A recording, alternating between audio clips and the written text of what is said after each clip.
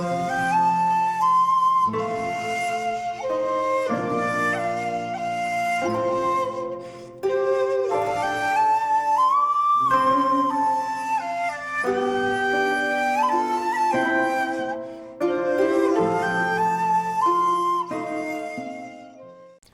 there, this is Solitary Ronan from Solitary Ronan Films, and welcome to another episode of One Director, Four Films. Today we're going to talk about Robert Bresson. Obviously a fairly unique director who used models rather than actors. He didn't want any artificiality and deliverance of a performance. He was anti-style, even though Bresson had his own style in some strange way. Again, Bresson, I need to re-watch. Certainly some of his lesser known films I need to re-watch. But these are a fundamental, a favourite, an underrated or underseen gem, and a flounder. The film doesn't quite work for you. So again with Bresson, even though he didn't have a huge filmography, there are multiple ways to go with these choices. So for the fundamental, I've went with his donkey picture, O Hazard Balthazar, which is one of the greatest examinations of human behaviour by focusing on a donkey in typical Bresson style, which is not a style, of course. This just follows the life of a donkey as he experiences humanity in all its wonderful and horrible glory. A rather moving film, but again, not in a performance or manipulated way, because that would be completely anti-Bressonian. For favourite, this has always been my favourite Bresson. It's Paul Schrader's favourite Bresson as well, and that's Pickpocket. Now you could argue, is it because it's the closest to a genre film, even though Bresson hated genre, about a not very successful pickpocket. This is another classic man in a room film, like Le Samurai and Taxi Driver, and quite a lot of Paul Schrader films. Paul Schrader actually has a nice little interview in this new BFI Blu-ray, which is well worth checking out. Again, the focus on the details of hands and bags and jackets and pockets.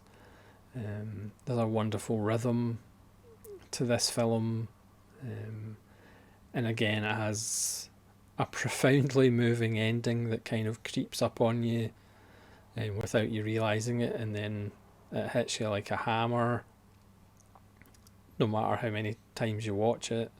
I think it is his most kind of rewatchable film. Again, maybe I'm a sellout by picking perhaps his most commercial, as far as, closest to a genre, even though it's not a genre film, obviously. But I've just always loved Pickpocket, and it's great to have it finally on Blu-ray.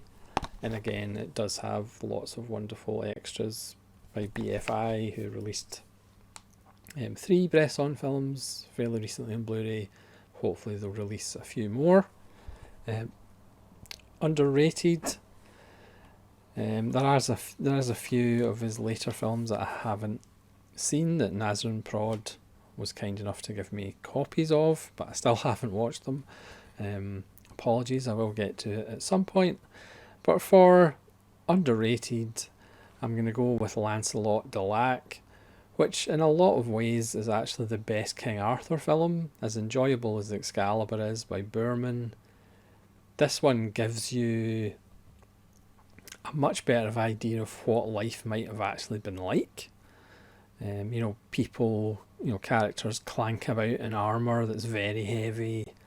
very unwieldy, very difficult to move about easily in. You know, there is a kind of undercurrent of absurdist comedy to Bresson that is most Bressonian. So there's lots of scenes in Lancelot de Lac of characters clanking into rooms in armour, looking around, delivering a line of dialogue, and then turning around and clanking out of a room. But again, in the lack of style, there is a certain style and rhythm to Bresson, and I think there is strangely an authenticity to this film, and it does give you an actual idea of what it might have been like to be around in that time. And also Bresson trying to squeeze out all kind of convention and artifice. A perfect example of this is the jousting scene, which is literally close-ups of shields and lances hitting shields. You know, there's no pomp, there's no circumstance. It's just details and focus. And hopefully one day that will get a Blu-ray as well. I don't know if BFI are intending to release more Bresson on Blu-ray, but Lancelot de Lac would be a nice one to add. And for Flounder, again, a lot of these films I haven't seen for a while, but I'm going to go with The Devil probably from 1977, which I looked on Letterboxd and I have given it four stars out of 5. But what I remember of it, again I need to rewatch it, but what I remember of it was the characters weren't as engaging as other Bresson films, so